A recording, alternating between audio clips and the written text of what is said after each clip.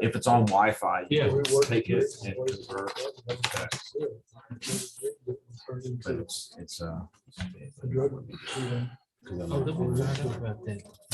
So it's first day. if it's on Wi-Fi, you can take it and convert. But it's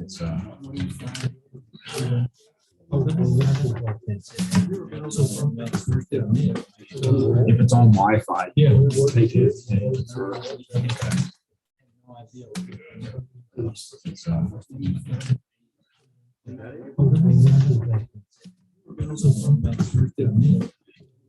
On Wi-Fi, take it and convert. So good.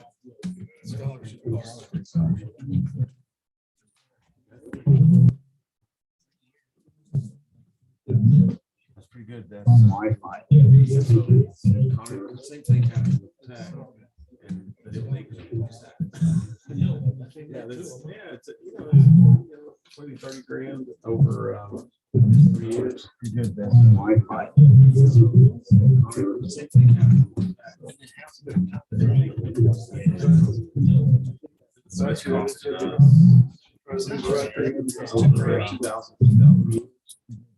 Wi-Fi.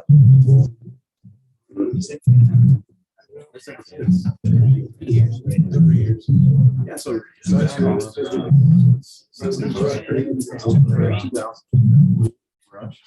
Wi-Fi. ready for a chicken.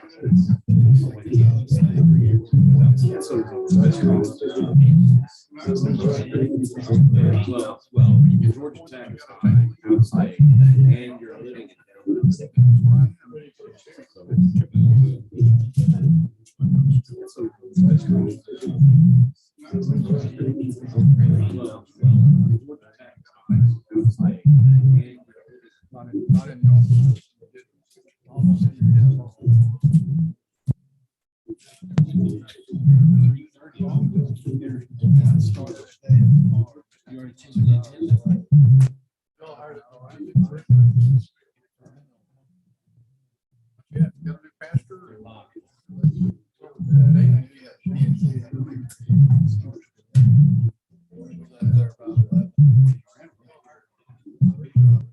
So well, you're in good hands while he's there.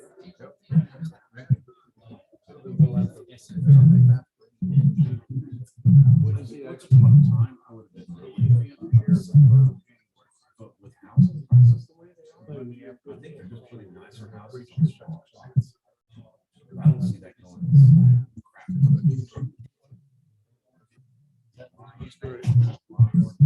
I think the key is I'm the one who can see you right now, and we'll see if it shows up on our panel here, which I'll drag over the screen during the presentation. Okay. And I like to make sure that we're able to see you. I unmuted and I'm the one who can see you right now, and we'll see if it shows up on our panel here, which I'll drag over the screen during the presentation. okay. You see it? And I like to make sure that I don't see I your video unmuted yet. and, Is there a little camera button in the bottom left-hand corner that says start video? Which I'll drag over the screen during the presentation. okay. You see it? And I like to make sure that I don't see I your video unmuted. yet.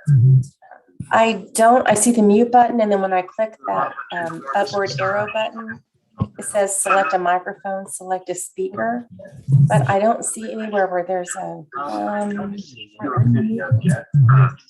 I don't. I see the mute button, and then when I click that upward arrow button, it says select a microphone, select a speaker, but I don't see anywhere where there's a. If I try to log back in, I was asking my husband when he sees the the camera button. It's select a microphone, but I don't see anywhere where there's a. Should I try to log back in? I was asking my husband when he sees the camera button. Should I try to log out and back in, Alex? You can try. Okay, let me come out of the meeting. I'll leave it and then I'll come back in All right, I'll be right here. Stay on the line while you do this. Okay. Yeah, I don't. Can I try to log out and back in, Alex? 17 with lots of zeros. Okay, let me come out of, Oh, yeah. I'll leave it and then I'll come back in. 17. All right, I'll be right here. Stay on the line while you do this. Okay. Yeah, I don't. Can I try to log out and back in, Alex? 17 with lots of zeros. Okay, let me come out of, I'll leave it and then I'll come back in. All right, I'll be right here. Stay on the line while you do this. Okay. Can I try to log out and back in, Alex? 17 with lots of zeros. Okay, let me come out of, I'll leave it and then I'll come back in. All right, I'll be right here. Stay on the line while you do this. Okay. Can I try to log out and back in? Well, and the thing is, okay, let's see. Okay, let me come out of, So times 0.2. Well, and the thing is, okay, let's see. And it's not like you're gonna need lots of so times 0.2. I wonder how much water. So I'm trying to think on how much plant, how much water. They're gonna get it from Lake Ranger. Acre has their own little water supply. Water right there in the middle of town. Have to go into that water. Basically, like a high tech etch a sketch. Yeah. It's kind of scary. But you can send it. You can send email. So you can make notes. Like I've got different notebooks. I've got my journal. I was doing some stuff for work. So I'm sitting there sketching as I'm able to do all this stuff. And trying out tonight the PDF notebooks. I've got my journal. I was doing some stuff for work. So I'm sitting there sketching as I'm able to do all this stuff. Because it's dull. And trying out tonight the PDF notebooks. I was doing some stuff for work. So I'm sitting there.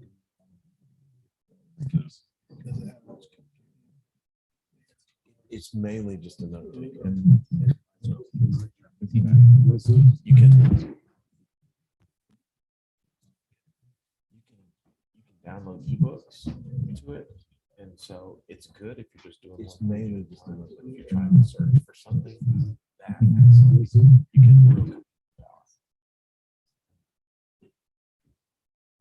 download ebooks to it. So, but there's a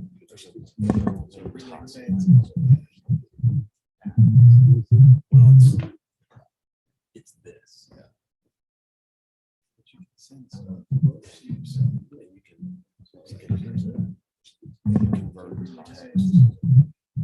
So you can convert it to something you can do that. Something that could be export it. iPad is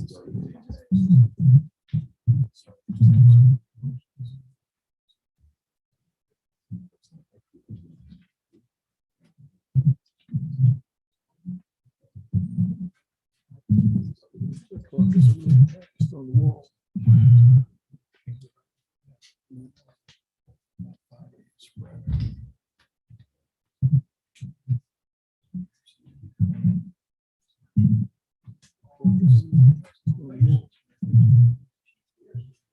Thank you, sir. He can give me a kiss.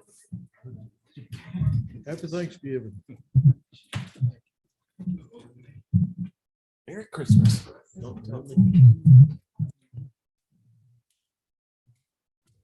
He can give me a kiss.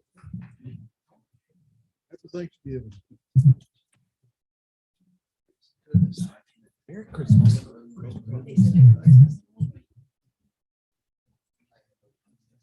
He can give me a kiss.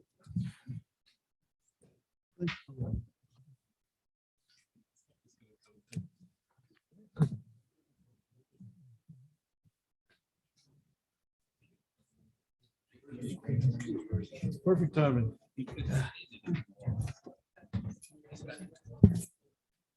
Good afternoon, everyone. Welcome to the Tuesday, November 23rd, 2021 regular City Council meeting. Tonight, the Pledge of Allegiance to the United States flag will be led by Councilmember Dan Kirkley. Pledge to the Texas flag will be led by Public Information Officer Paul Wilmer. And the invocation will be given by Councilmember Craig Pierce. Tonight, the Pledge of Allegiance to the United States flag will be led by Councilmember Dan Kirkley. Pledge to the Texas flag will be led by Public Information Officer Paul Wilmer. And the invocation will be given by Councilmember Craig Pierce. One nation under God, indivisible, with liberty and justice for all. On the Texas flag, I pledge allegiance to thee, Texas, one state under God, one indivisible. Pray with me. Father God, we come to you in Jesus' name. Father, we have so much to be thankful for at this time. We thank you, first of all, for your love and provision for each of us that we accepted. And Father, we thank you so much for this nation, this state, God, we come to you, this county, and this town. Father, it's our desire to conduct your business in a manner that will bring you nothing but honor and glory and be the best for all the citizens involved. May it be so in Jesus' name. Amen. Amen. Call the meeting to order, is it? Is it the TV that's volumes up that's causing the echo? You want to just. Okay. Okay, thank you very much. Is it the TV that? Item 2 is public comments. Citizens who wish to address the council may do so in any matter, may register prior to the meeting. Were there any? No, sir. Thank you very much. Okay. Thank you. Consent agenda items 3 through 7 under this section are considered to be routine by the council and may be enacted by one motion. Since you wish to address discussion is desired by the council, any item may be removed from the consent agenda prior to voting at the request of any council member. Considered consent agenda items 3 through 7 under this section are considered to be routine by the council and may be certainly one motion. Since you wish to address discussion is desired by the council, any item may be removed from the consent agenda prior to voting at the request of any council member. Items 3 through 7 under this section are considered to be routine. Certainly. It's a stream. Yeah. I can't tell. I guess it's on our speakers, not the TV. Items 3 through 7 under this section are considered to be Echo, echo, echo. It's a stream. I can't tell. I guess it's on our speakers. I'm an idiot. Echo, echo, echo.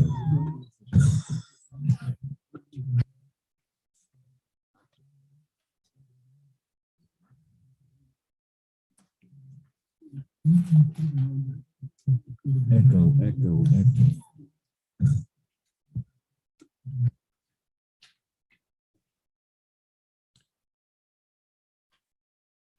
We could just whisper it. Testing, testing, testing. Hello. I don't hear the echo now. Do we hear the echo? Testing, testing, Check. testing. Yes. Hello. Hello. I don't hear the echo now. Testing, testing. Do we hear the echo? Test. Testing. Yeah, it's still Check. echoing. It's the stream. It's whatever you're streaming. Hello. I don't hear the echo. Testing, testing.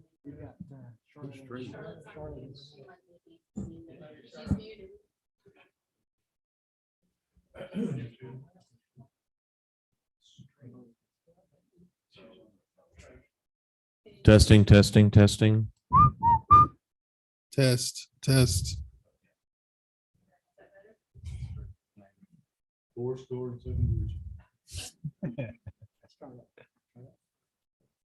I don't hear the echo anymore. That's okay. You think we're good to go? Just give me 1 second. Okay. Belton City Council meeting, November 23rd, 2021, 5:30 PM, Right Room, Harris Center.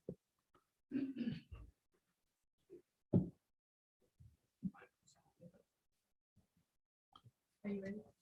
Okay, if you want to start with consent agenda. Yes, I will. Consent agenda items 3 through 7 under the section are considered to be routine by the council and may be enacted by one motion. If discussion is desired by the council, any item may be removed from the consent agenda prior to voting at the request of any council member, and it will be considered separately. Item 3, to consider the minutes of the November 9th, 2021 City Council meeting. Item 4, to consider appointments to the Building and Standards Commission. Recommending appointing Cindy Black to a regular position and appointing Ralph Masters to an alternate position. Item 5, consider authorizing the city manager to execute an interlocal agreement between the Region 8 Education Service Center and the city of Belton to participate in cooperative purchasing services through the Interlocal Purchasing System TIPS program. Item 6, to consider a facade improvement grant application to improve the front facade at 108 North Main Street, located in the downtown Belton Commercial Historic District on the west side of the North Main Street, north of Central Avenue, and south of West First Avenue.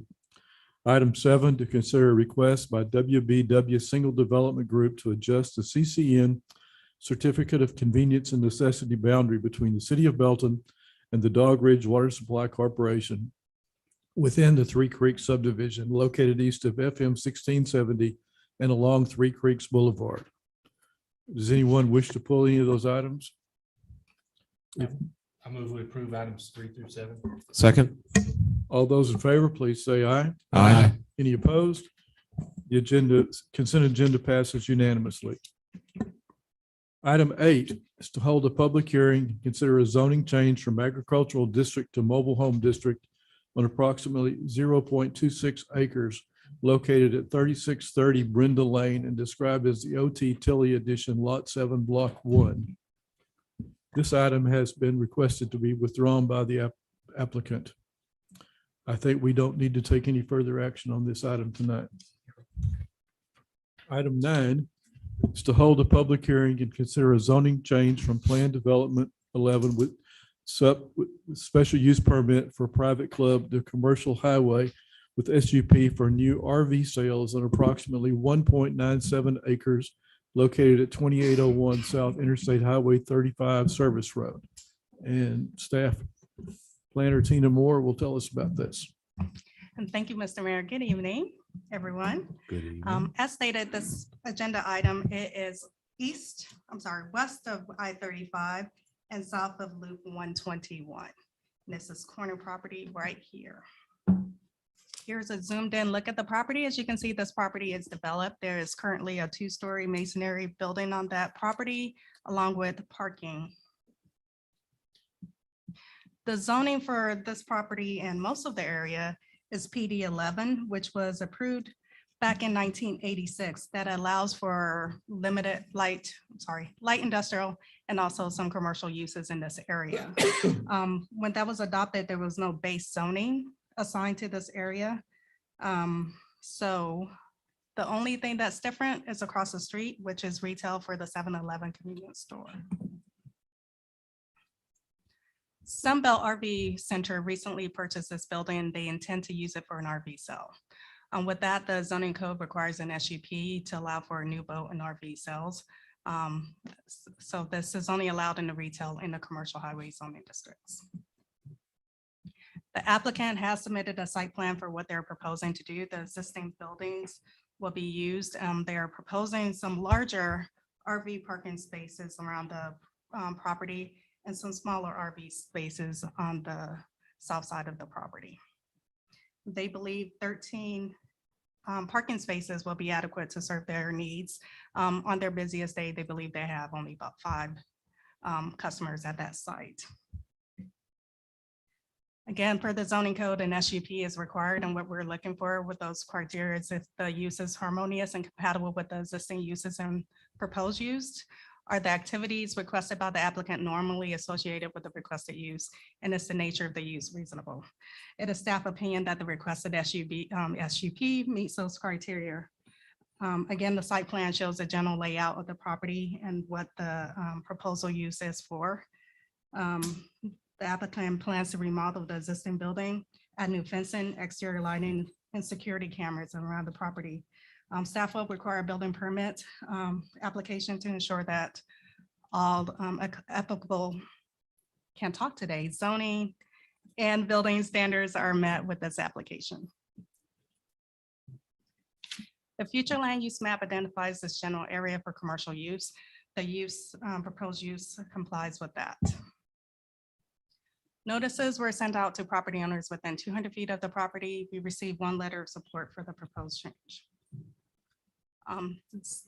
The Planning and Zoning Commission heard this item at their meeting on November 16th and recommended approval of this. The following conditions will be applied. The use of the property shall conform to the commercial highway zoning district in all respect. The development of the property shall conform to all applicable type 2 standards. That includes site development standards, landscaping design, tree protection and preservation and mitigation standard. A building permit application is required prior to site improvements and building improvements. With that, I will be happy to answer any questions that you have. I don't believe the applicants, actually, they are here. And they can also address questions that I may not be able to address. Okay. Open the public hearing and see if there's any comments concerning this. If not, if there are any questions or comments from council members. This building's gone through a lot of changes over the years. It was originally an auction barn way back in the late 60s, early 70s, and multiple restaurants over the years. So it just continues to evolve. Is it going to be sales only, or will they have a service work done out of there as well? It will be a sales only office. And SUP is good for the property or the property owner at the point, if anything ever changes, is it perpetual? I can't remember with SUPs. It is. Okay. I'm skip for the site. Okay. How specific is that language? Because I mean, in the language of it, it says for new RV sales. Is it just new or is it any RV sales? It is just new that is proposed.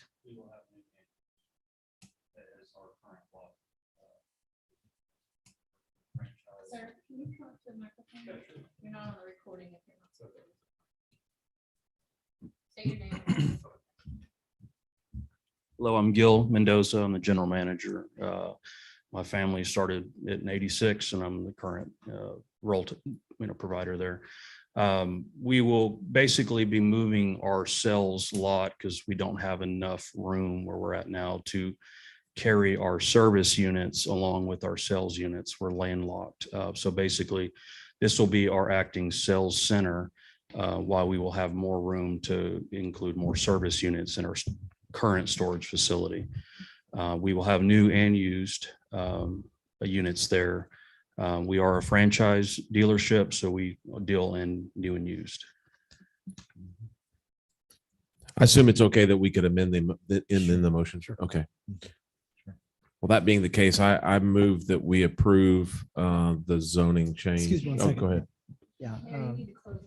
Yep, I'm sorry. And we close the public hearing and let the council make their final deliberation. You have a motion? Yeah, I'd move that we approve the SUP for private. Wait, okay, so we're going from one SUP to another SUP. Sorry, I was just looking. Yeah, so I make a motion that we move from the SUP for a private club to a commercial highway with SUP for new and used RV sales. All those in favor, please say aye. Aye. The motion is unanimous. Thank you for coming. Look forward to your redevelopment of that area. Hate to see that old building being sitting vacant there, so that's great. Item 10 is to hold a public hearing and consider a zoning change from plan development, single family 1 residential district to plan development, single family 2 residential district for approximately 53.49 acres described as the Matilda Connell Survey, Abstract 6, located east of North Main Street on Mystic River Drive. Ms. Moore, you want to tell us about that?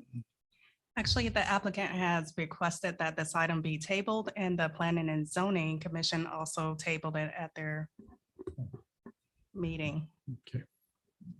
Did you take a motion to do that? It Takes a does, motion. and it needs to be tabled to specifically the January 11th. So I would move that we postpone action on items 10 until the whatever the It's January January 11th 11th. meeting. Reschedule. All those in favor of tabling this item until the January 11th, 2022 meeting, please say aye. Aye. Any opposed? Motion passes unanimously. Thank you, ma'am. Item 11, to hold a public hearing and consider a zoning change from retail district to University Campus 1 district for approximately 0.23 acres located at 619 North Main Street, located on East Main Street and south of East 7th Avenue. Once again, Ms. Moore. And thank you, Mr. Mayor. As stated, this property is just east of 317 or North Main Street, and it is just south of East 7th Avenue, right at that corner. Here's a zoomed in look at it. As you can see, this is developed with an existing historic home. The zoning for that district is retail to the south across the street is Office 1. On the north side and also on the west side is Office 1. As you can see, there are some university campus zoning that is just northwest of this property. Properties to the east are single family too. The applicant has submitted this change to allow for both office and residential use of the property. The retail zoning district does not allow that. However, the university campus district does allow for both office and retail residential use on the property. All right, as stated, the proposed use will allow for both the professional office and residential use of the property.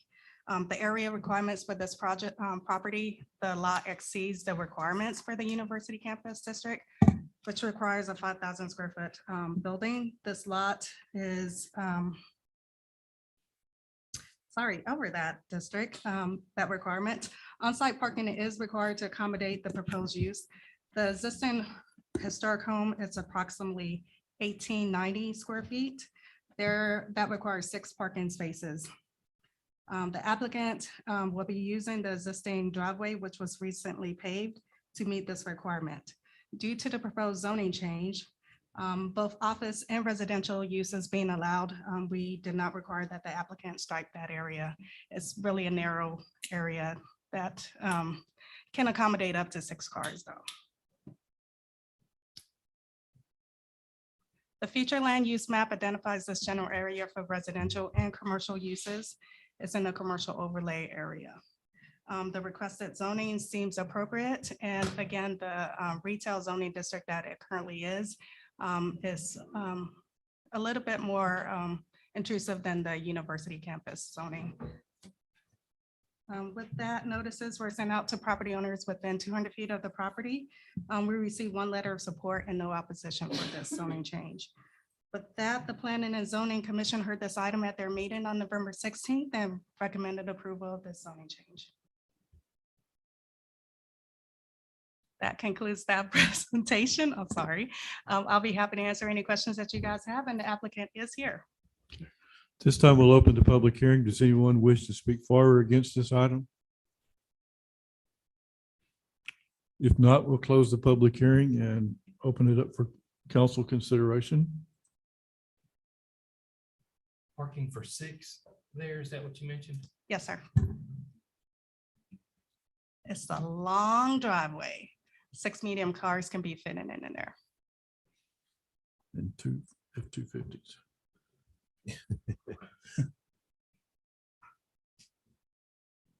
Any other questions or comments? I move we approve the zoning request for the change of that retail to University Campus 1 district for approximately 0.23 acres located at east of Main and south of East 7th Street. Second. We have a motion and a second. All those in favor, please say aye. Aye. Any opposed? Motion passes unanimously. Thank you very much. Item 12A is to hold a public hearing and consider a zoning change from agricultural district to single family 3 residential district for approximately 0.31 acres located at 3795 Village Hill Road and described as Village Hill Block 1, lots 22 and 23. Ms. Moore. Thank you, Mr. Mayor. As stated, this property it is actually south of I-14. Here's FM at 1670, and it is just east of that intersection off of Village Hill Road. Here's a zoomed in look at the property. As you can see, this is already developed with a single family detached residence. The rest of the neighborhood and this property is zoned agricultural. There is a neighborhood service property that is just south of this lot.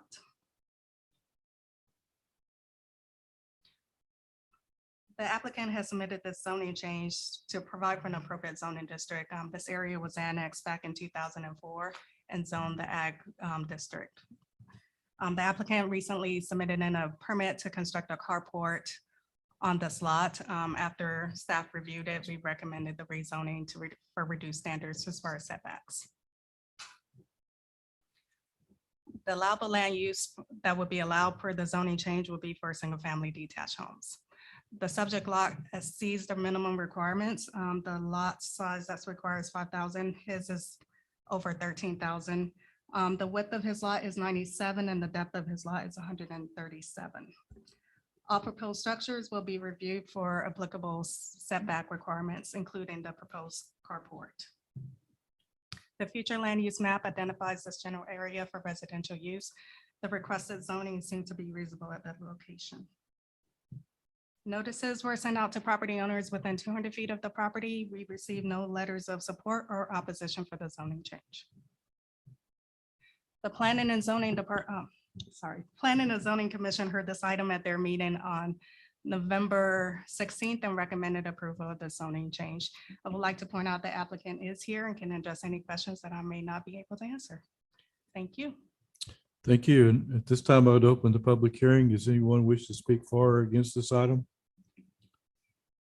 If not, I'll close the public hearing and open it up for council consideration. I've got a question. So is there potential for any unintended consequences here? Changing that to single family 3, like if that house went away, what could be put back on that lot, or is it merely just to allow for the building of a carport? Because I would think if there's unintended consequences that could potentially arise. Well, this is a site-built detached resident that's already there. So I don't see that being an issue. If something should arise with that property, if that house should go away, they will still be able to construct a detached single-family residence on that property. Okay. Any other questions or comments? If not, I would entertain a motion. The current zoning doesn't, the setbacks, it won't fit in the current setbacks. Correct. The agricultural zoning district requires a 50-foot front Got yard it. setback, and he's requesting a 25. Any other questions? Entertain a motion. I move we approve item 12A as presented. Second. All those in favor, please say aye. Aye. Any opposed? The motion passes unanimously. Ms. Moore, one more. To consider an ordinance abandoning a 10-foot utility easement located in the Village Hill subdivision in Block 1, Lot 22. Yes, sir. Same property we were just looking at. Along with the subdivision plat, when it was approved in 1982, there was a dedication for a 10-foot wide utility easement on both the western and southern parts of Lot 22. The applicant is requesting the abandonment of the western portion to allow for that carport to be constructed. Staff did reach out to all utility companies and we received approval to go ahead and proceed with the abandonment. AT&T did indicate that they do use a southern easement. That's where their facilities are located, and they requested that that portion of it be retained. So with that, staff is only recommending that the abandonment of 127 feet to make up for the AT&T facility being at the southern boundary. I'll be happy to answer any questions that you guys have. Thank you. I don't think this one requires a public hearing. So any questions or comments from council? What about the area? Does that easement keep going north Yes. in those other lots? Actually, this is actually a utility easement and I'm sorry, drainage easement as well. So yes, there are easements north of that lot. I did not reach out to the utility companies about abandoning that area. It's just, if it makes no sense for it to be there, that might be something to do. It doesn't involve this, but it just points out another area that would give that property, make it more useful to those lots as well, if it's not going to be used. I move we approve agenda item 12B as presented. Second. All those in favor, please say aye. Aye. Any opposed? Motion passes unanimously. Thank you, Tina.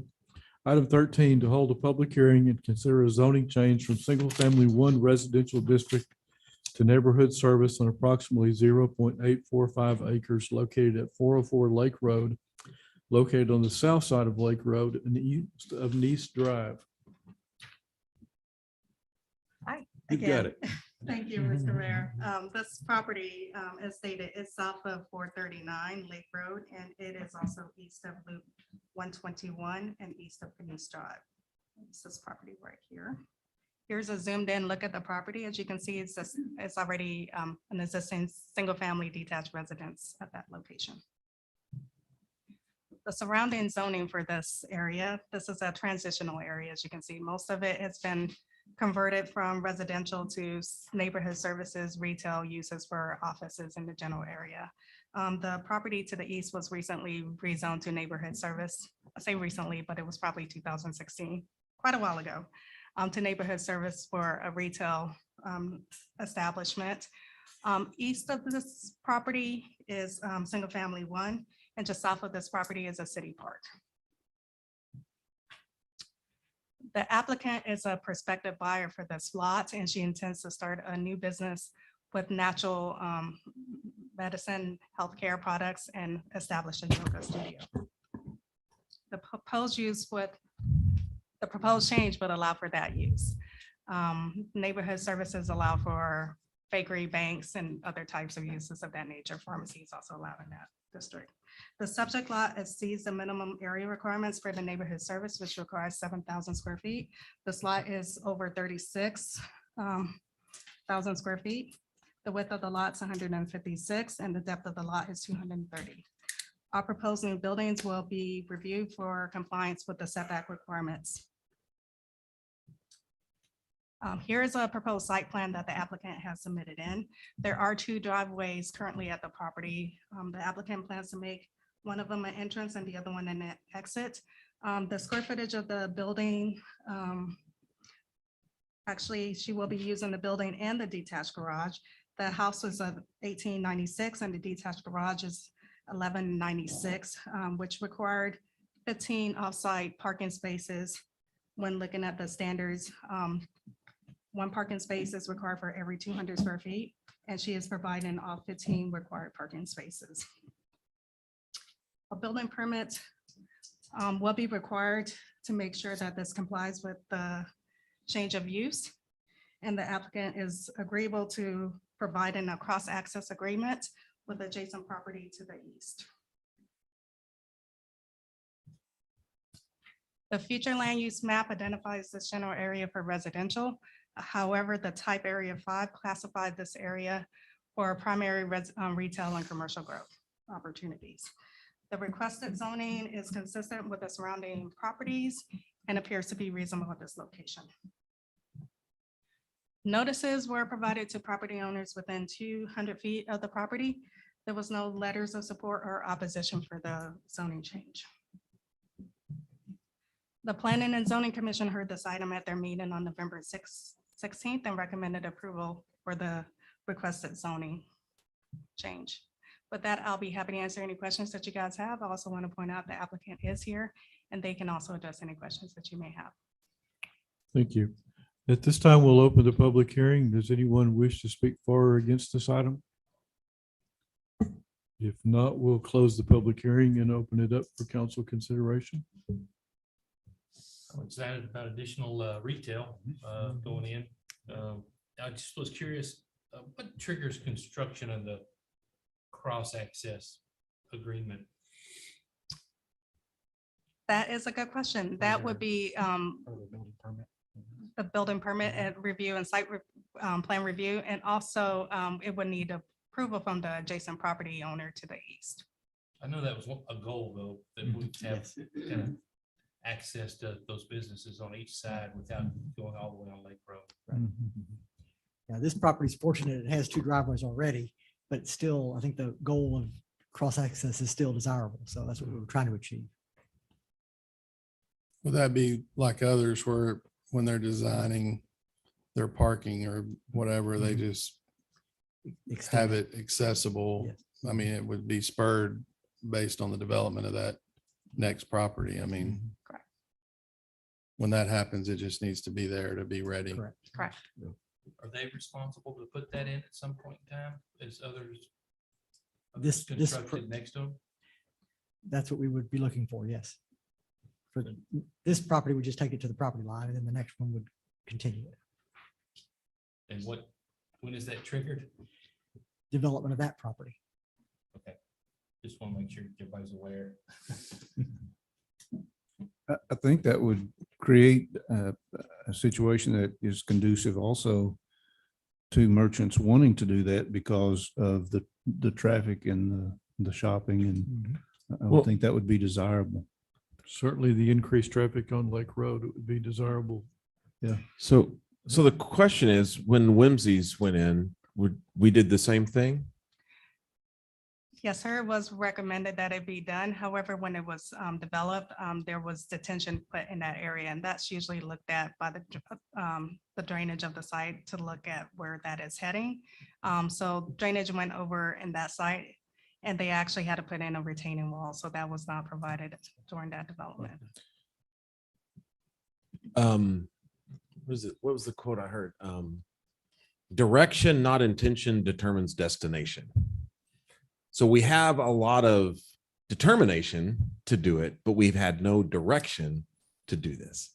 So I think at some point, I mean, really, it's because typically what on several of them, we've actually, when they built and did the modification, we actually had them paved to the line. And I think that if this is the direction we want to go, I think we should have it at least paved to the line. And just pave to the line. And then that way the other person can pave to the line, because if the other person goes, it's like, well, that was 2 years ago, and it's going to be really hard to go back to them and say, now we need anyway. So I think if that's our intention, then let's make a way that we can get there. That's my 2 cents. There is on the Whimsy side, but I don't think there would be on this side. And so it would be good to have that. So that way, when the other one does develop, it can go and we can just kind of carry it down as far as it can go. And we'll have some breaks, but right now we'll have, it's pretty much everyone is broken on this side. As part of the ordinance that's attached to your packet, there is language in there in the ordinance that recommends the cross-access agreement. Yep. Same thing happened at Sonic, same thing happened at the theater, same thing happened at Aaron's, and none of them have cross-access. And it was kind of hard to enforce that one when it's not required in the development standards or the zoning requirements. But didn't you just say that It's on there as recommended in the ordinance. But I thought you just said earlier that when they do their paving, when they do their parking lot, they will go to the property line. That is the goal again with this, but as we're saying from other developments that were previously before you, that was also part of that agreement that they would extend it. But when it was developed, they did not put in the cross-access connection. So staff will review this one when it comes in to make sure that we get that connection available for the next property. I think that'd be really important for the future, because that road is just gets busier by the day. Any cross access would be helpful to those businesses in the future. Well, as Dan pointed out, it's helpful to them as well, not just down the road. Yep. So they've agreed to it. So that's not an issue here. What I'm hearing is we got to change the word recommended to required unless certain circumstances prohibited is what we need to work on. Yeah. I'm going to approve agenda item number 13. is presented. Second. All right, yeah. All those in favor of approving item 13, please say aye. Aye. Any opposed? Motion passes unanimously. Thank you, Tina. Excited about it and appreciate the way Yep. y'all are taking care of the trees and I think it's going to be beautiful. Yeah, be great. Not many residential properties left on Lake Road, are there? They're going fast. Thank you all for investing in Belton. Item 14, to consider a final plat of Three Creeks Phase 9, compromising 55.75 acres located generally east of FM 1670 and south of Interstate Highway 14 on the north side of Three Creeks Boulevard near the intersection of FM 1670 in Belton's extraterritorial jurisdiction. And Ms. Moore, one more time. That's all right. Well, it's a marathon for you tonight. It is, but here's the finish line. Yeah. Yeah. Boom. All right. As stated by the mayor, this is phase 9 of the Three Creeks subdivision, and it is right close to the intersection of FM 1670 and Three Creeks on the north side of Three Creeks Boulevard. So this plat is broken into two. It consists of 55.75 acres and it proposes 235 lots, 2 block and 6 tracts for green space. So here is that connecting line. Here is page 2 that shows that connection to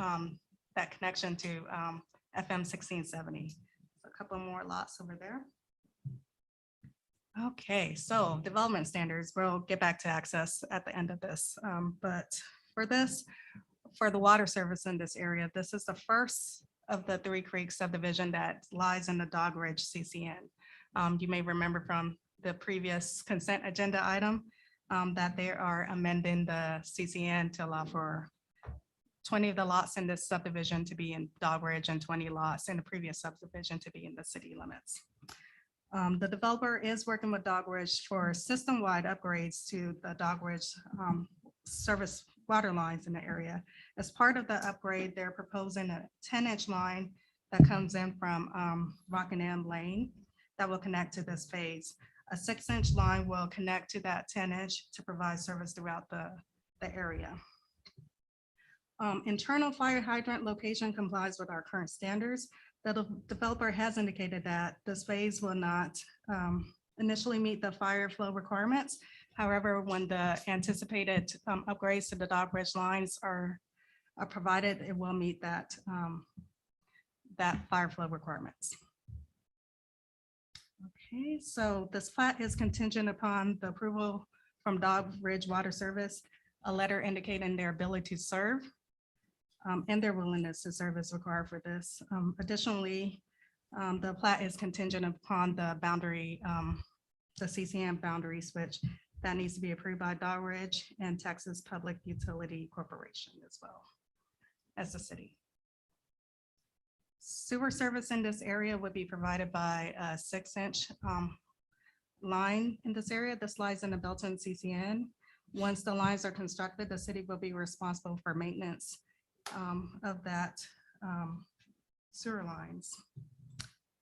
Roads that are proposed in this phase are all local road with 50 feet of right of way, 31 feet of pavement with curb and gutter. There are no sidewalk proposed on this phase, and it's not required on local roadways. However, there is an existing 6-foot bike and hike trail on Three Creek Boulevard. Parkland feed, the whole area has 18 plus acres of green space that was agreed on with that development agreement. Drainage calculations were reviewed and approved with this review. There is a small portion of property that lies in the floodplain. With that, the finished floor elevation has to be at least 18 inches above the base floor elevation. Bell County is responsible for the maintenance of the drainage facilities in this area. For access, this area has prior vesting rights from the approval of the development agreement that allows for 2 access. The applicant is proposing 2 access on the plat, one to Walter Lane and the second one to the Three Creeks Boulevard via the roundabout in that area. Staff and county has some concerns with the connection to an existing subdivision, the Stone Oak subdivision. This area is low density and the roadways just are not equipped to handle this development. So with that, staff contacted the applicant to look at alternatives. Staff had proposed this alternative. Staff recommended the extension of Lorenz Court to provide another access off of the 3 Creek Boulevard. This is approximately a quarter mile from the intersection of FM 1670 and a little under a quarter mile from the roundabout. So we thought that was a nice center location for that. And with that, we recommended another additional lot be put in where that connection to Walter Lane is. With that, we thought that made up for the lot that they would be losing with that extension of Lorenz Court. The applicant has actually submitted in a separate requirement after hearing some concerns that the Commissioners Court had with this. They do not allow for, well, let's talk about the applicant's proposal first. The applicant have originally proposed putting in a Knox box on Walter Lane to limit access from the residents. The county does not allow for a Knox box to be located on their roadways.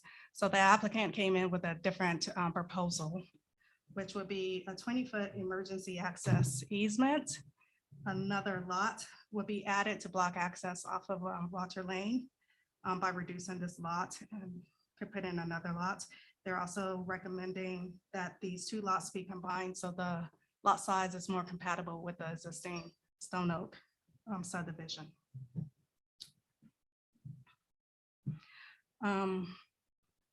We got in touch with the county.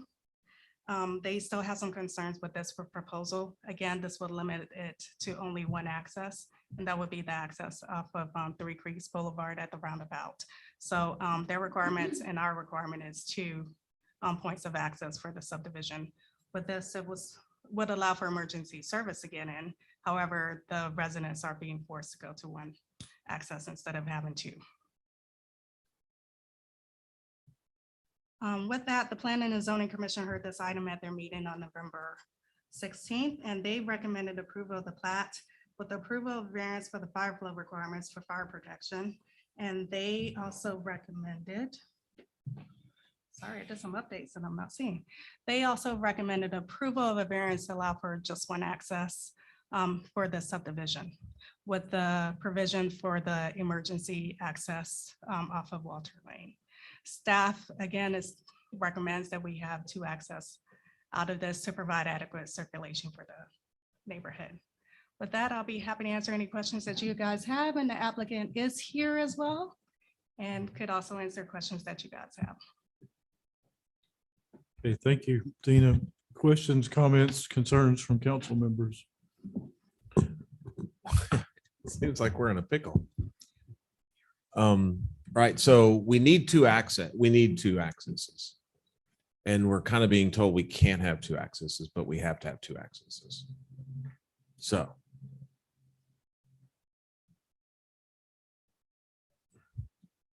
Would the Knox box be on county property? Well, with this new recommendation or proposal, this would actually be on HOA property. The HOA will maintain this area, own and maintain it. And what's the impact to the neighboring subdivision? Because Again, I think that could be problematic if you have any traffic flowing through there. And if it's emergency access, that might be okay, but that would again have a Knox box that would stop residents from being able to connect to that neighborhood. Only emergency service personnel would be able to open the Knox box to enter the neighborhood in case of an emergency. So again, back to the county situation, right? So we need to access, and it can't have a block. It can't be locked, right? Can be blocked, correct. So where's the solution that we have 2 accesses without it being locked? The county's comments are they don't allow a Knox box on a public street, a street that they maintain. Okay. The developer's option was to propose a private street owned and operated, owned and maintained by the HOA as a way to address that situation. Okay. It would not be a public street in that Okay. sense. So that was the subtle change that was proposed to try to overcome that issue. In talking with Commissioner Schneider this morning, again, the concern is, well, yes, that addresses the access concern to the neighborhood.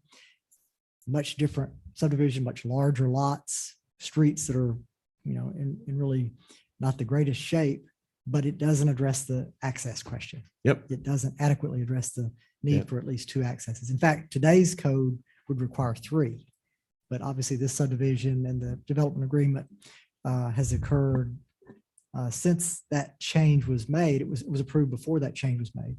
And so we're in our evaluation of the plat looking for 2 accesses at least.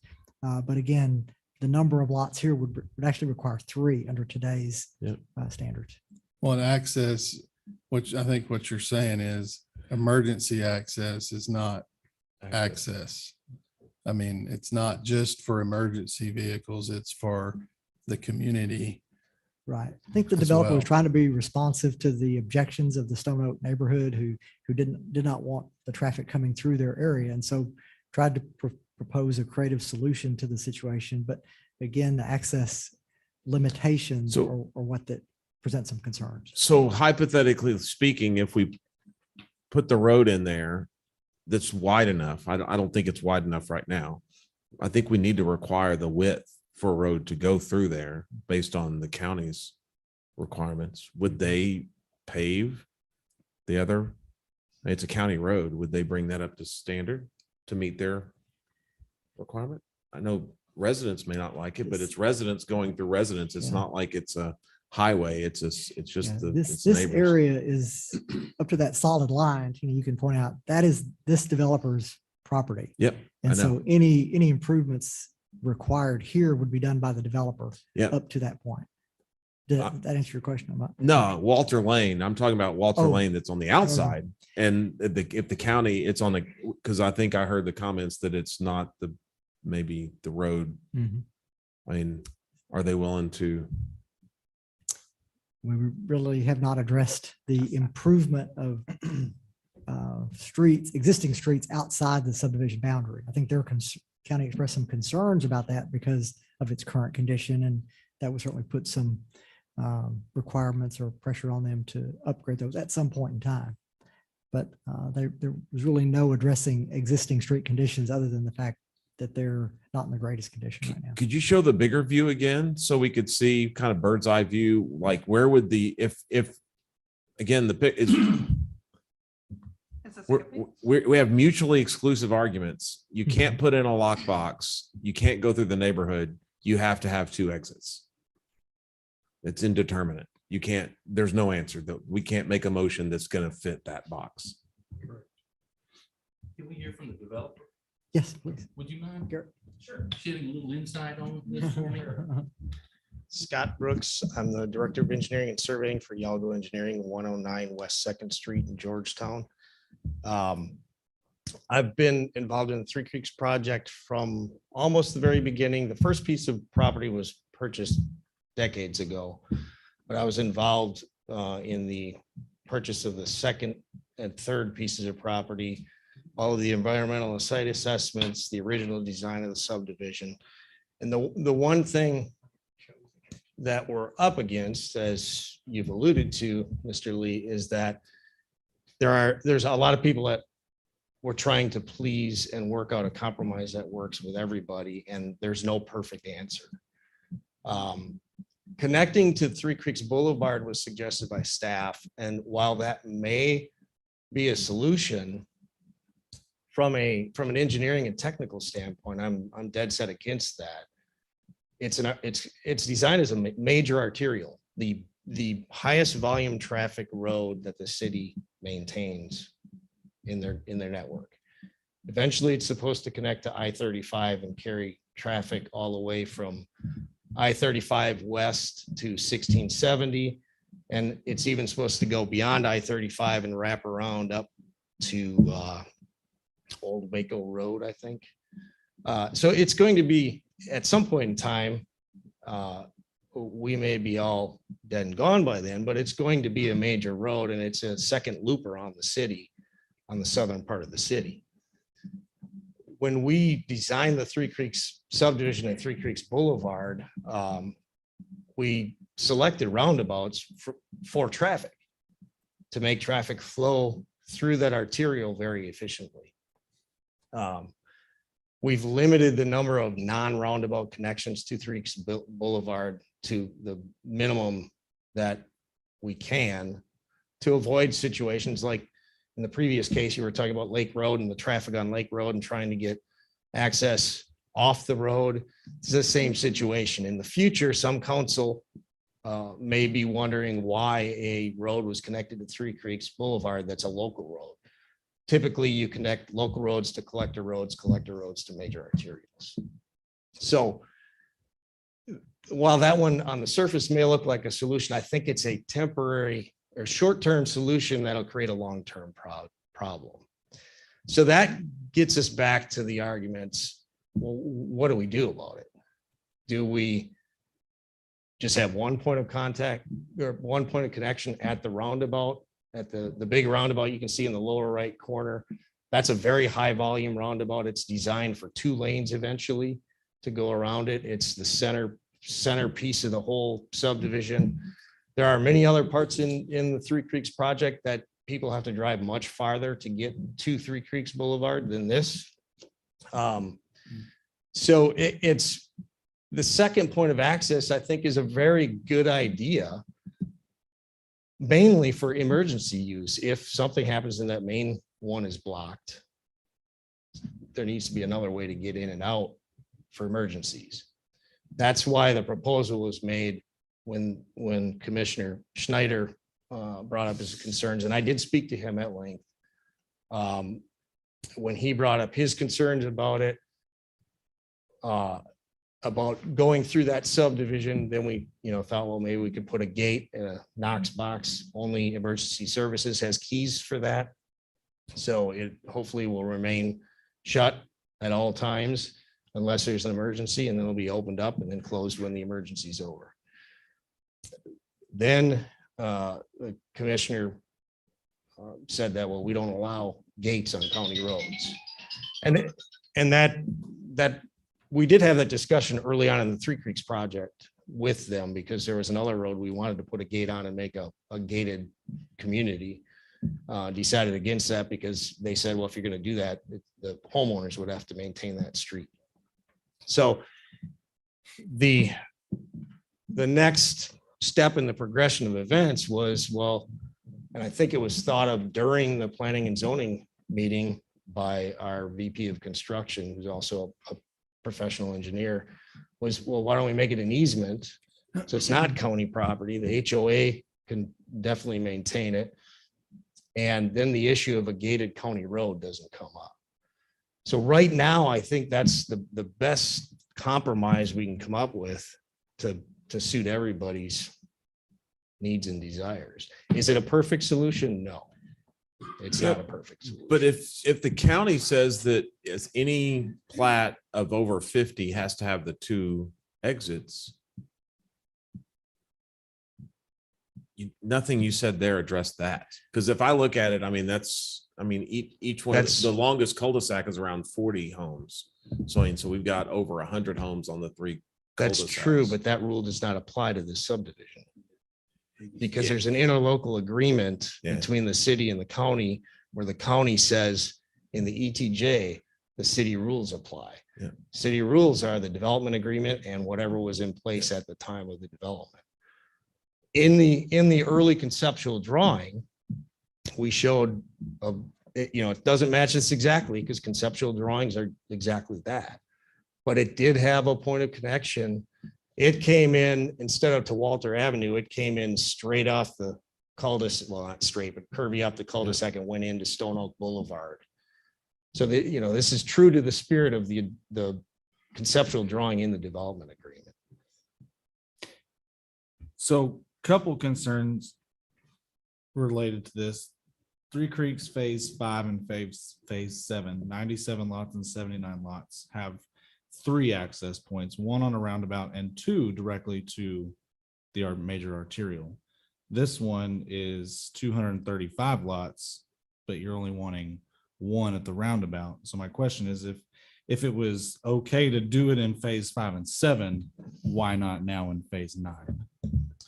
Because again, this had 2 points of connection on the conceptual drawing, which was approved in the development agreement. That's the 2 points of connection where I have no problem doing that. From a technical standpoint, I have a problem with connecting to Three Creeks Boulevard. It just doesn't make good sense from a traffic engineering standpoint. But from a traffic Be careful, engineering be careful standpoint- there. You're trying to optimize the number of lots you can put in there with traffic flow. It's not just one. So well, there's when we be engineer precise. sites, I mean, when you say there's that, a lot of because there's more than one engineer in the room. So you're trying to maximize the density and the flow at the same time. One can pit against the other. There is a tension that we're trying to resolve here. And we could resolve the tension towards traffic flow and sacrifice the number of lots available to be resold, which is not good for the developer. But it may be good for the citizens. Just, again, be precise. Well, you're giving up a lot for the Again, other a lot. connection too. It's not So not a lot sales issue. It's a technical issue. That's Commissioner Schneider asked me, Mr. Whitus is the owner of our company. He said, why is Mr. Whitus against this? It's the same number of lots. It's the same number of street, no matter how you do it. And my answer to him is the same answer I give you. Mr. Whitus is not against that. I am. From an engineering standpoint, it doesn't make sense to connect to there. If that is your wish, if your wish is to connect to Three Creeks Boulevard to give a second point of access, I'm sure Mr. Whitus is okay with that. But I'm going to put on the plat and on the construction plans that I'm sealing this, but I don't agree with this connection point. In the future, it's going to be a problem. Because I don't want my name associated with bad traffic engineering. So if this is bad traffic engineering, how come the other two in the phase 5 and 7 are not bad traffic engineering? So not that it was I'm saying it's conceptually, bad just- traffic engineering to connect to Three Creeks Boulevard instead of Stone Oak Boulevard. From a traffic engineering standpoint. Internally, that's what was approved. Yeah. I mean, I would say internally, the problem I have with connecting to that other neighborhood is we've been through 8 agenda items tonight where we required a public hearing to connect to somebody's neighbor, but we don't do it in this instance when we're trying to force traffic through another neighborhood. When we connected Rocky and Lane, there was a lot of kickback and. But it's just an easement though, right? You're a gate. In the current proposal, yes. In the original proposal, it was just a full-on road. It was a second point of access for not just emergency, for everyone. And I will say that if you look at the aerial for that intersection, the Stone Oak, Walter Drive intersection, there's a curb radius going into our property, which means the intent was always there to connect that road by the previous developer and county. So that's what we based our very early, over a decade ago, decisions on and came up with a layout for the subdivision. And I think, back to the point, I think where you're showing the blue area, I think those are the 2 access points. I think we just need to make sure that there's enough room in there that if a road is ever built, if everybody can agree that the road's built, that it's wide enough from your engineering perspective, how wide does it need to be? And don't give us something less than that. And I think that what do we fine. see? Okay, well then 50 foot, I think 50 foot, and it could be one of 2 things, either as proposed, a private access easement with a gate. And that's fine. Owned and maintained by the HOA or a public street. Yeah, The either public one, but street- make sure it's 50 feet. And Yeah. so if it's not a public street to start with, then it can be a public street in the future. We're not boxed out. Right. Only the public street with a full-on connection is going to satisfy the 2 points of access. Yep. And the county's concerns. Yep. That's Yeah, the only way- that's the what only you way to do. I mean, those are the 2, and we just make sure that you build the one and we allow for the 50 feet on the other with a private access, whatever. And if the county ever wants to go with it, then it can be opened up. So just to be clear on the width question, I don't think that came from us to shrink that down. I wasn't at the meeting, but I read the minutes and it looks like it came from city staff to shrink that down. So it didn't appear to be a road to try and discourage people from using it. I just want to be clear. We weren't doing that to cheat and save money. We have no problem with that. Again, staying trying the to same satisfy width. multiple objectives. Right. Clearly, was the intention there. So are we talking about, so we're talking about obviously the main access, but then are we talking about building the access with a Knox box? And then in the future, if we need to open that up because of traffic flow and because of the way things are working in that neighborhood, that we can. So we start with an emergency access, and then in the future, we have the ability to open that up. Yeah, I think that's the judgment really for the council to make. Do you want it to be a full-on public street, 50-foot of right-of-way built as a street as originally proposed for a connection of Walter Lane to Allison Drive? That's probably the ideal situation in terms of public access, but it does present some concerns to the neighborhood. The alternative is a 50-foot area, not the 20, but the 50-foot at least. That would be a private access easement, public utility easement, owned and maintained by the HOA, that could potentially at some time in the future convert to a public street if the need were there to do that and if the county ever accepted that. What was your recommendation for the size of that easement, street, whatever it's going to be? It depends on what the intent is. If Eventually probably a road. If it's eventually going to be a road, my recommendation would be to give enough right of way to put a road in there, which is what our original plan showed. The 20 feet came from, I think it's 50 feet in this project. the 20 feet came from the fire code. That's the minimum requirement for fire code access. What's what? Your number, was it 50? I believe it was 50. I can't read that, but I think all the roads are 50 feet in this phase. This is 50 in the original proposal. And it was 50 in the original proposal, and that's more than adequate for that connection. And the paved width is what, 31 feet? 31 feet. Curb and gutter. Curb and gutter. So you're saying full road, 50-foot, pave it, curb it, and put a gate in a Knox box is an option? I don't know if the county will accept that.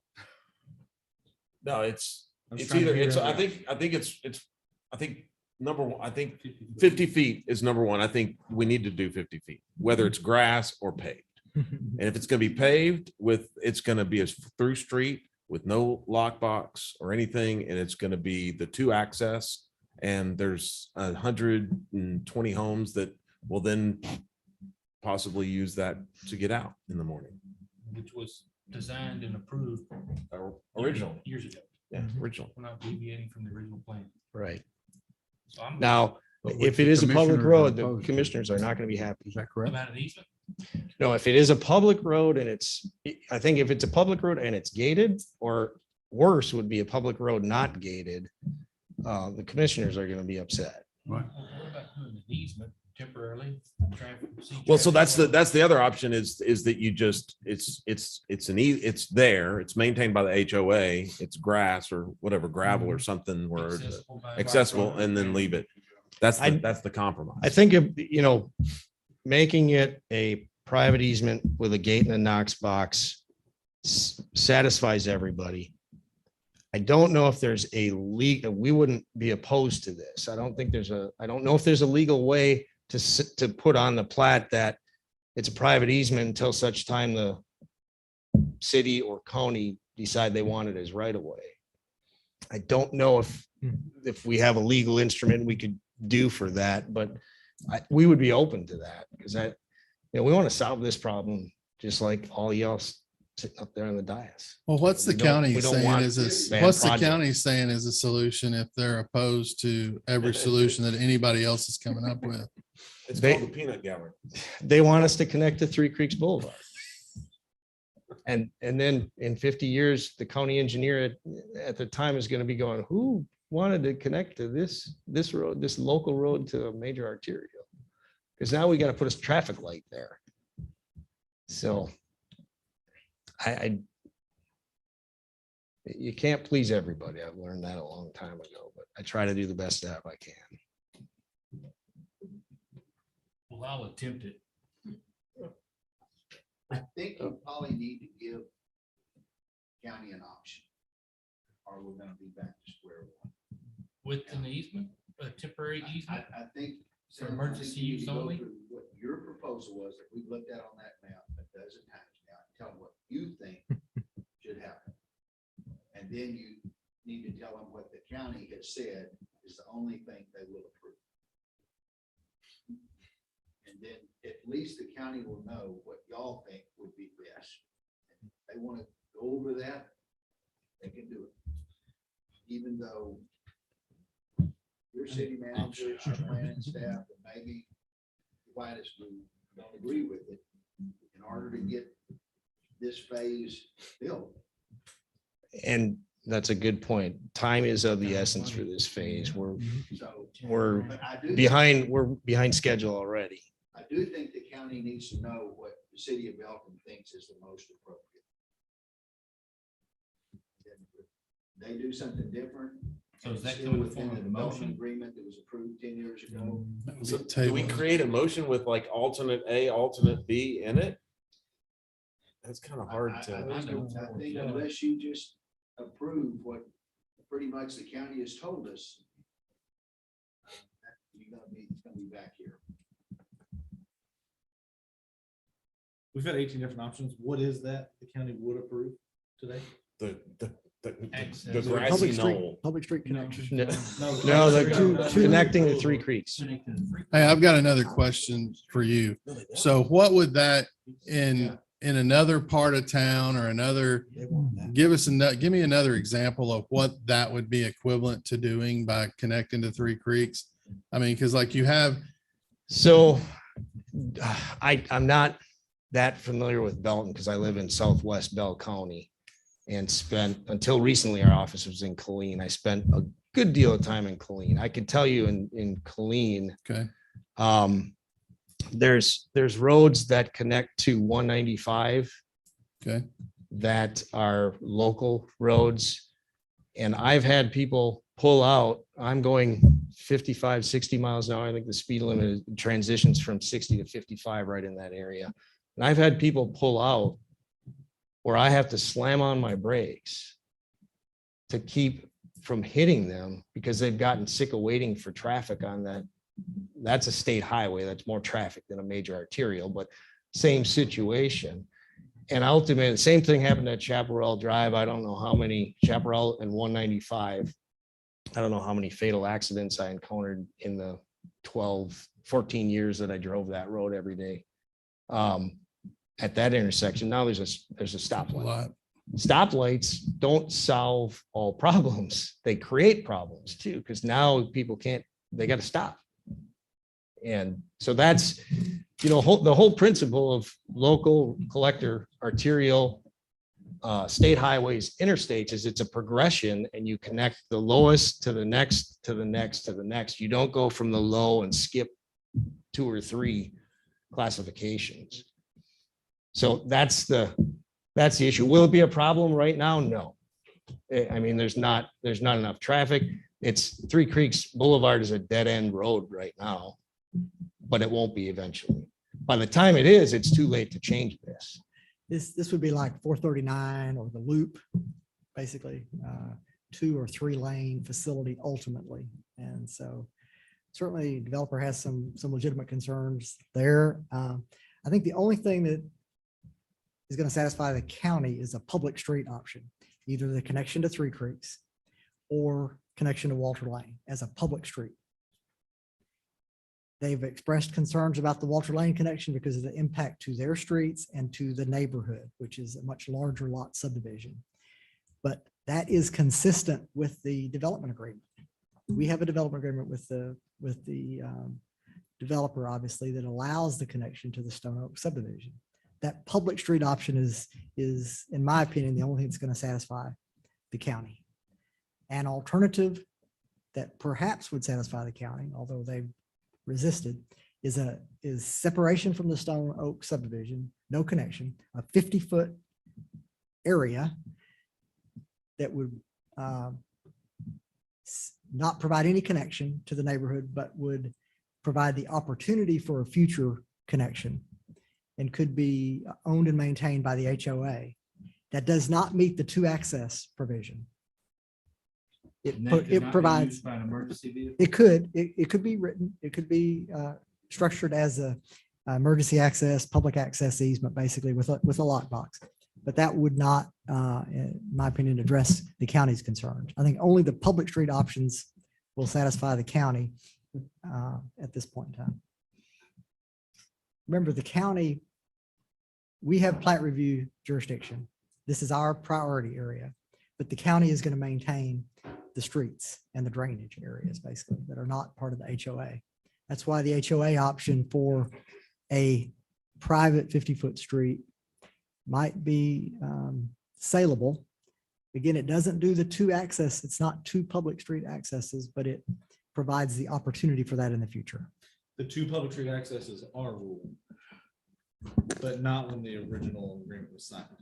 2 was in the original. 2 is in the original agreement. And it's also their rule. And it's the county's rule as well. It's a county. It is a county rule, but again, it's county has deferred to city of Belton. So if we give them the 2 options of you can pave it or you can not pave it, but it's going to be whatever that was, it, what's the name lane? Walter Lane? Walter Lane. Is that sufficient, do you think? Or not? We'll pave it either way. Yeah.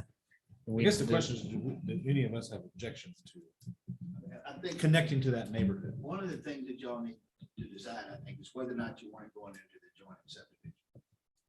That was the original plan. And if that's okay with you, then It's not the whole, we're not funneling the whole development of Three Creeks, which just roughly the whole 100 homes or so. I understand. I mean, and if that's what I say, if that's okay with you, that's an option. And this is not a departure from what was originally done No. 8 to 10 years ago as it emerged in No. concept or something. The connection to Stone Oak is in the original development agreement. And the county was part of it. No, we were I the know. We did signatory. the They negotiating, were but they advised. They were informed. They certainly seen a copy of the development agreement. So they were certainly aware of it in that sense. What does our thoroughfare plan say about all that? And does this ever get well? Well, these are local roadways, so it's Yeah. not on our thoroughfare plan, but Creeks. Three Creeks Three Creeks is is. on the thoroughfare plan for that extension to I-35 and Shanklin, and it is an arterial roadway. Three Creeks, Shanklin, designed as 120 feet of right of way, ultimately 6 lanes. It's, you know, what's built there is just one side of what is ultimately an arterial road. If the goal is connect 1670 to To- either Shanklin or directly to I-35. Your comments make much more sense to me now. Extension of Three Creeks. And so at maturity, it will be a 50, That's the 60 mile problem an hour he road. has. Is that right? Yes. Right. I think that's the problem he has. Yes. Yeah, it would make, I agree. it would make perfect sense today. Correct. Right. Right. In the future, that could become right in, right out only or something to that nature. Yeah. If it were to go in today, Right. it wouldn't make sense to have it left turn out, left turn in at 6 lanes. Back to what the county will approve. Would you repeat that one time? Sure. Best on your. I think based- only a public street option will be acceptable to the county. Either at Walter Lane or. Walter Lane or Three Creeks. I certainly understand the concerns about Three Creeks connection. It seems like the Walter Lane connection is part of the original MUD agreement that seems to have merit in terms of that connection. The alternative is the private street option that we talked about with enough right of way to convert it at some time in the future. I think you may get some pushback on the amount of access that provides, but it would address the neighborhood concern. Can I take a stab at this? One more thought, hold it just for a second, but And we're facing other developments or proposed developments, and our now standard is 3. And we're talking about really 1 plus Potential. Potential, right. And I know that in the original agreement, it was 2 back then, but Right. this is still not, we're still not really talking. about Only 2. would be 2 if you make the connection to Walter Lane. If you dismissed Three Creeks connection, only the Walter Lane connection would provide 2.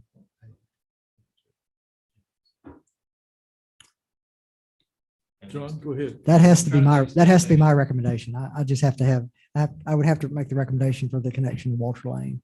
I was gonna move that we approve the access point of Walter Lane, either as an emergency easement or paved up to the county as the second entry and exit point. Okay. For this phase. Is that what you had in mind, like identify 2 options, basically? I think that's what. From a state safety standpoint, long-term development, all that, I worry about, I'm just not for the other. My concern to that is if the county chooses not to pave it now, if the HOA installs it now, the developer paves it initially, correct? Either way, if we said if it's a today- public road or it's an HOA road, But if we said today, we would pave it. paving it is the option, the developer pays for it now, correct?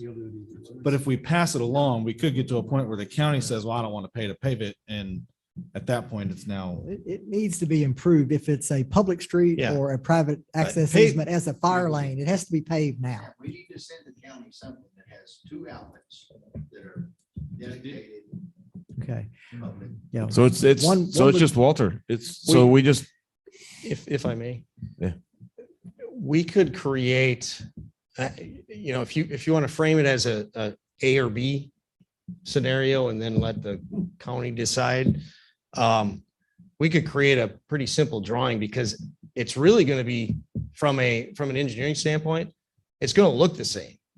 It's just going to be a legal issue. Who owns the property that the road is on? We're going to build the road the same either That's way. what I'm saying. We need to send to them something that meets our standards, which is 2 outlets, paved public outlets. That's what meets our standards. And John, what you're saying is when we do that, in the proposal that we've got here, is that that'll be owned and maintained by the HOA with a Knox box on it, not the county road until some point in the future?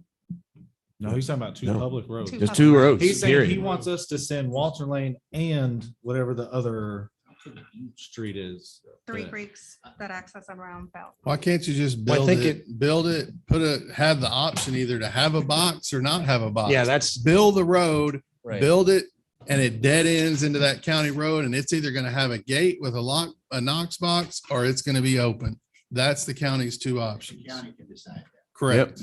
But Yeah. our standards are for 2 outlets. 2 roads. Paved, dedicated right away. Yeah, Walter Road, 50-foot right away. because it's there, and if the county says, no, you're not gonna connect that to our road, then you have a gate and a Knox box, and it's a emergency access. Yeah. If they agree, then you open it up and it's a road. So do we have to vote on John's motion to turn it down? Yeah, or well, I can he didn't get a withdraw it? second, so. Okay. Sorry about that, bro. So I don't know how to make what I just said So, as a motion. I move that we approve the final plat of Three Creeks Phase 9 comprising 55.75 acres located generally blah, blah, blah, blah, blah, with the 2 exits being Walter Lane and Roundabout. Three Creeks Three Creeks Boulevard. At the roundabout. at the roundabout. At the roundabout. With the ability of the county to decide whether we need to have a gated lockbox or access through street. that neighborhood. Public street. Right. And the fire flow variance. Yes. Oh, and also the fire flow variance. Second. Yes. Thank you. We have a motion and a second. And I won't try to repeat that. I couldn't repeat it again. Amy's got it. Amy, have you got it? I will have it. Okay. Okay, if Amy's good with it, then we're okay. All right, we have a motion and a second before us. All those in favor, please signify by saying aye. Aye. Any opposed? Thank you. Thanks for your help. The motion passes unanimously. Thank you, sir. Thank you. All right. At this point in time, we will recess the regular city council meeting and convene a meeting of the Belton Employee Benefits Trust. Mike is. Mr. Rogers. Well, first you have to do. Thank y'all. Yep. We're going to call this meeting to order. Consider the minutes of the City of Belton Employee Benefits Trust meeting dated November 10th, 2020. Just seems like yesterday. One second. Minutes. So hear a motion to approve those minutes. So moved, yes. All those in favor, please say aye. Aye. Motion passes unanimously. Item 3, to consider action awarding contracts for employee insurance products. Mayor and Council, Hub International, the city's benefits consultant, conducted an RFP for medical, dental, and voluntary worksite products for 2022. Julian Fontana with Hub International is here tonight to kind of give you the results of that RFP. Charlotte is on screen somewhere, maybe. She's there. And she's feeling ill tonight. But she's here to answer questions. So she's a trooper from home. I'll kick it off to Julian. All right. Thank you for Mike. coming. My name is Julian Fontana with Hub International. Appreciate the opportunity to be here with you all this evening. We have worked for many years with the city, management staff, human resources, and renewing the employee benefits on an annual basis. We did do a request for proposal this year. As Mike mentioned, we did medical, dental, and voluntary worksite products. The RFP was conducted with the following objectives: aligned with the city's objectives and is supported by management, demonstrated superior service and claims processing, ability to proactively meet the city's needs, willingness, experience, and capability to effectively administer the programs, support during the implementation process, and provides options to manage cost. It was a difficult year and has been a couple of difficult years for the employee benefits program for the city. The numbers in red are not favorable. 137% loss ratio. That's the cost of the plan compared to the premiums received, and then 127% for this most recent plan year. The recommended average under the Affordable Care Act is 85%. And so we were facing knowing that we were going to have a large increase coming. The city offers 3 medical benefit programs with Scott and White currently, and those plans will be continued. There's a PPO 1, a PPO 2, and a high deductible health plan with health savings account. The original renewal increase proposed by Scott and White was 22%. Through the request for proposal and offers, we were able to leverage Scott and White down to a 12% increase in renewal with no changes in plan designs.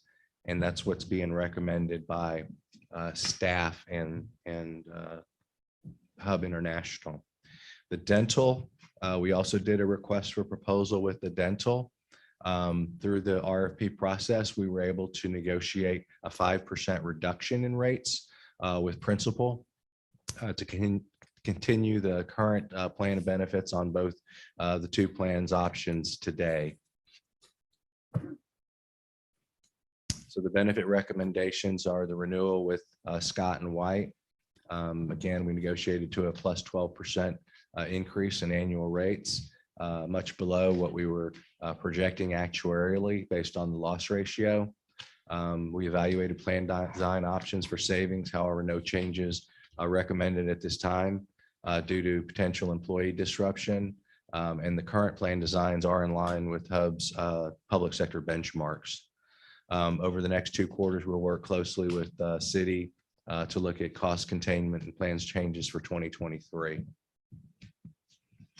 Dental, the 5% reduction from Principal for the current plans is recommended. We also got a 2-year rate guarantee, so there will be no increase in 2023. And then the city looked at different voluntary worksite offerings. We have arrived at a package through Aflac for accident, whole life, critical illness, hospital indemnity, and ID theft protection. These are 100% voluntary, and those are coverages that can be enrolled through the benefit connector software system that the city uses for benefit admin services. Our vision coverage with United Healthcare is under rate guarantee through January 2024.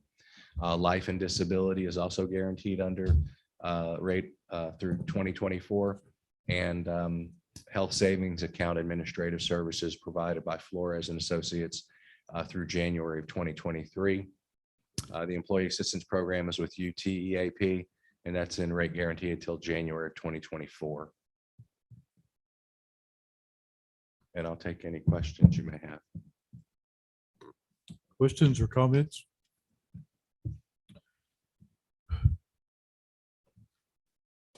think typically rates are going up dramatically as a result of COVID and other issues.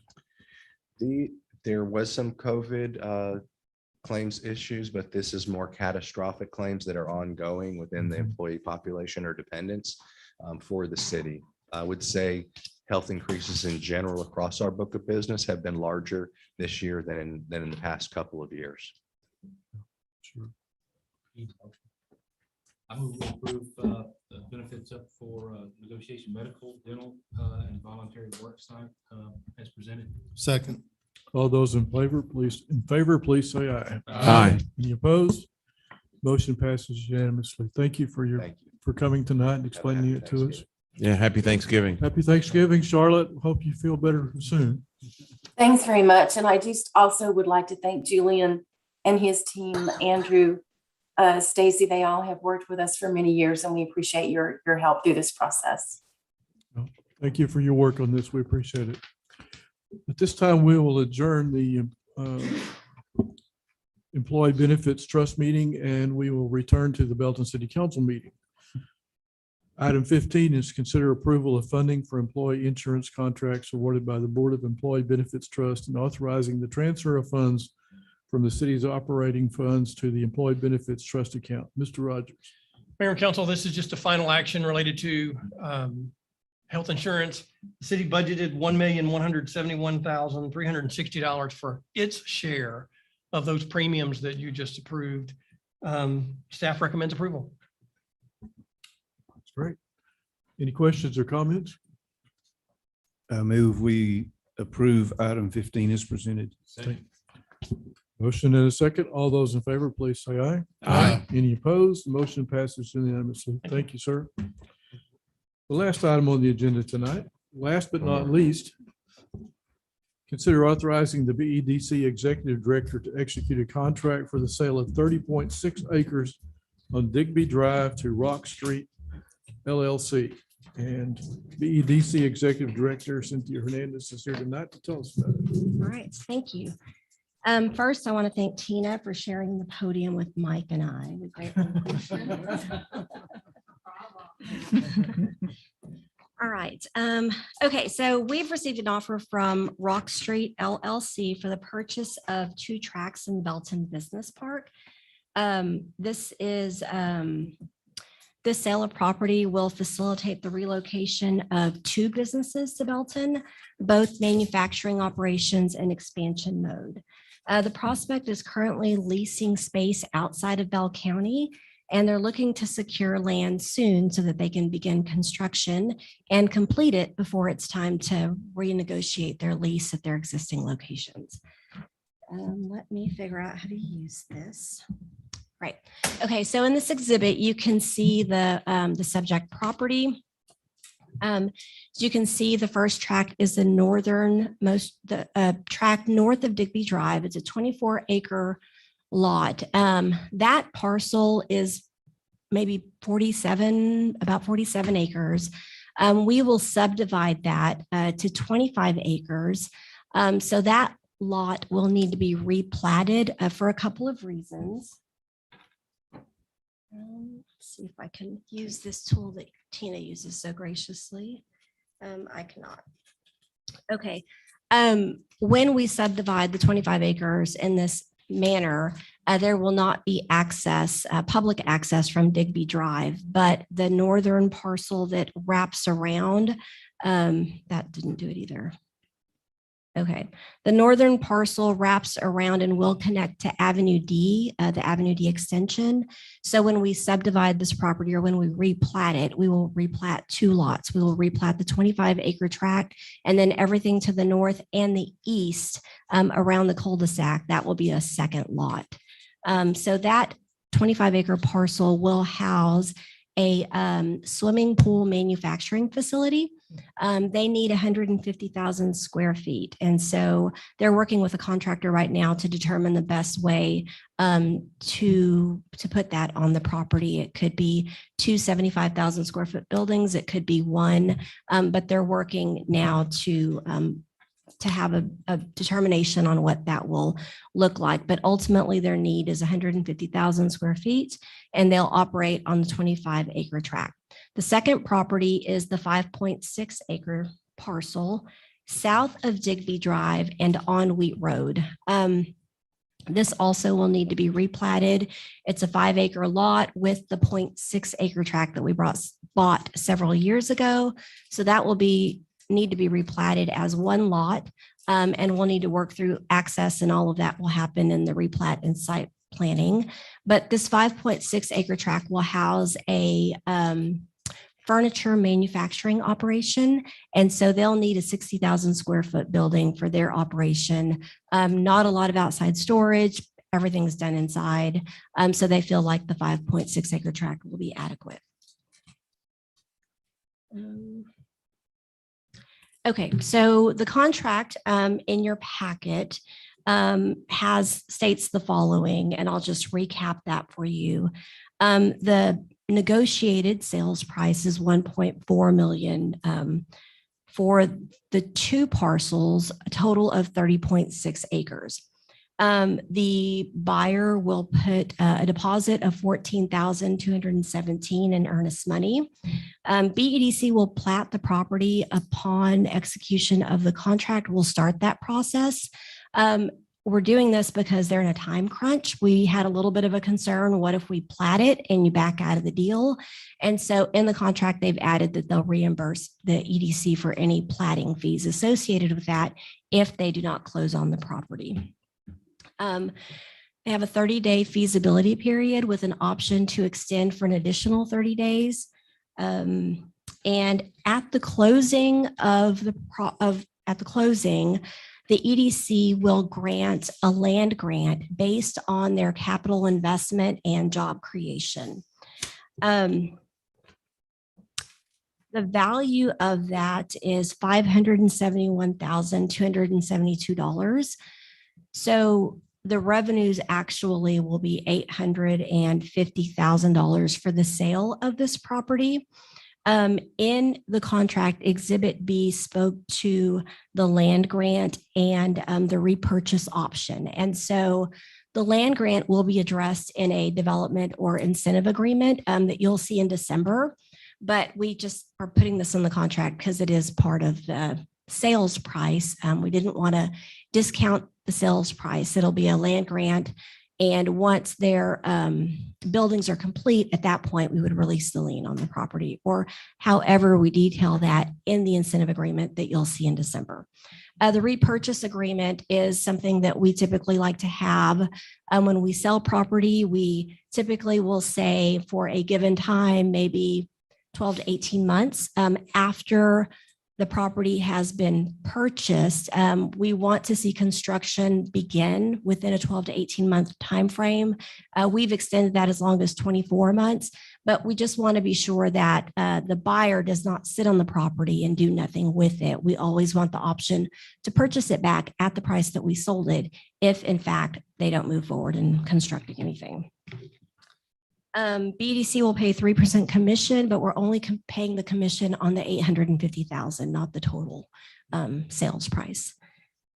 With that, the EDC Board of Directors approved the contract on November 15th with Rock Street LLC.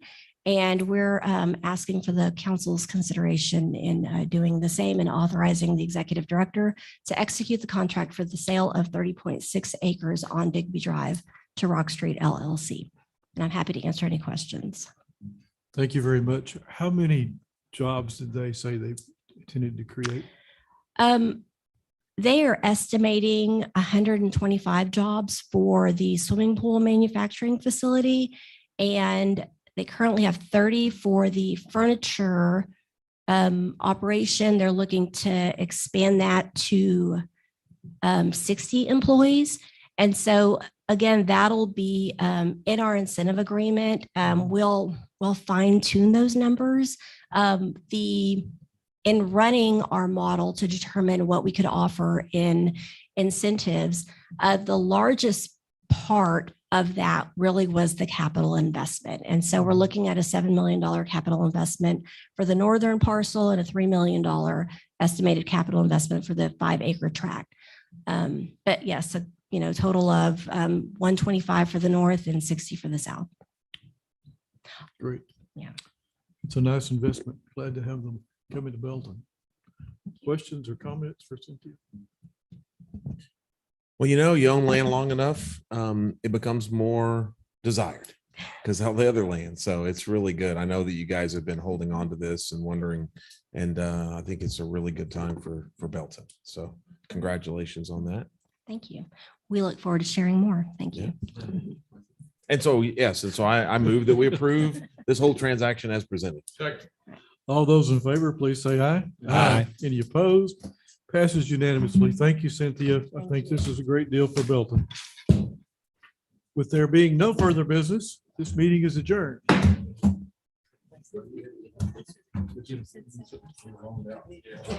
I'll be glad to give you a ride. You have to hold up. Great. Kids out.